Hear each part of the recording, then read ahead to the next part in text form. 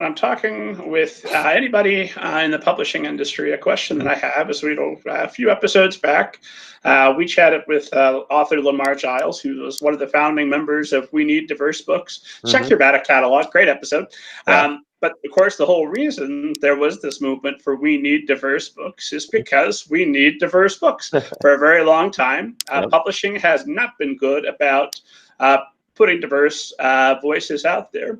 So a question that I've been asking everybody I can is, what are you seeing the industry doing to rectify that wrong? And what are you and what is Dystel doing specifically to promote diversity in publishing? Well, so I think, for one, I mean, the publishing industry has responded in a major way. I mean, we see, you see new imprints that are focused specifically on bringing diverse voices to light. You're seeing new publishers. Arthur Levine's new venture, I mean, is the goal there is to bring diverse voices to light and to publication.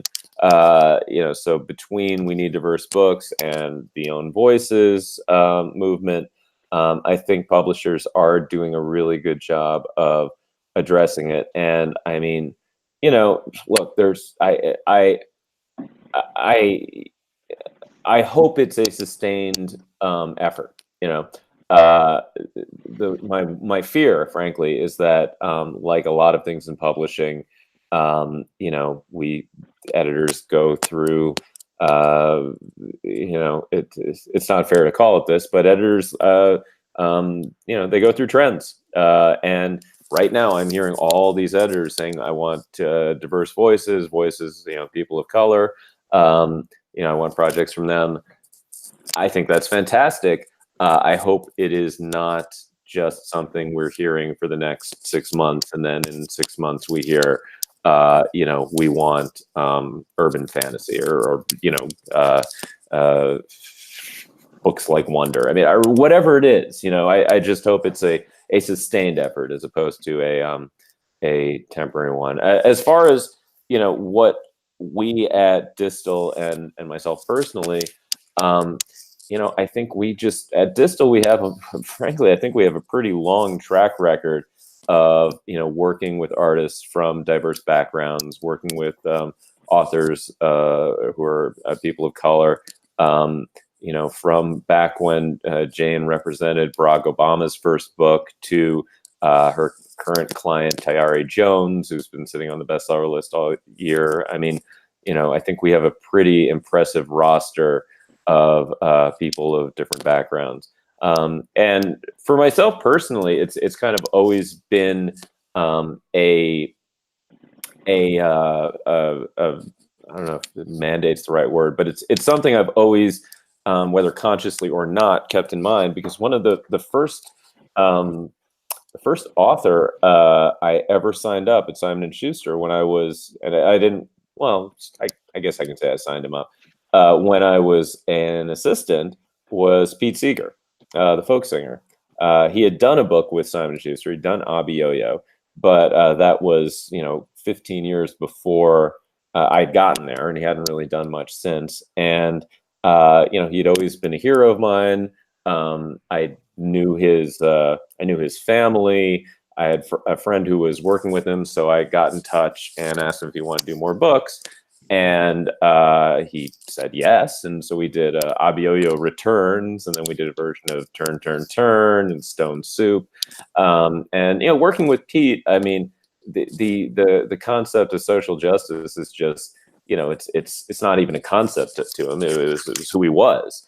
And to see a person to have the experience of working with someone who just lives that, it's one of the more powerful, formative experiences of my life.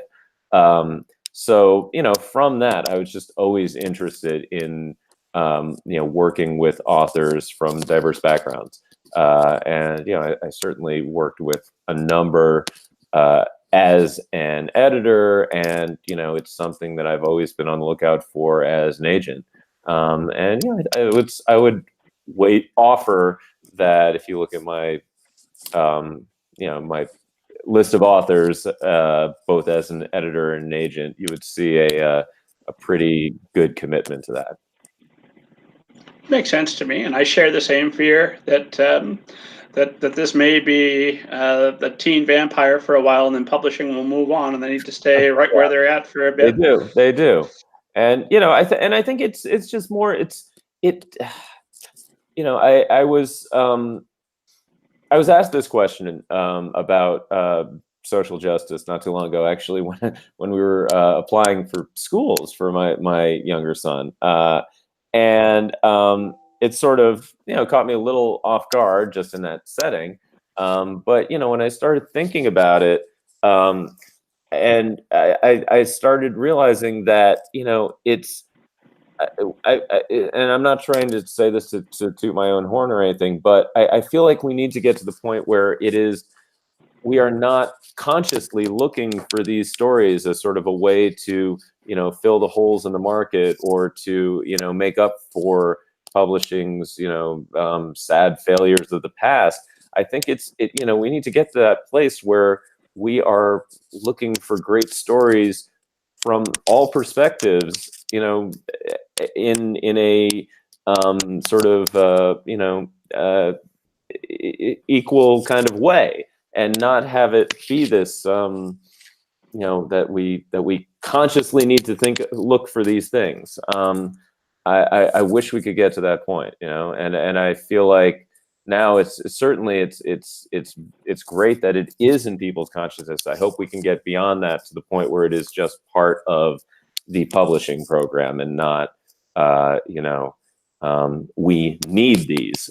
We have diverse voices. That's what I would like us to get to.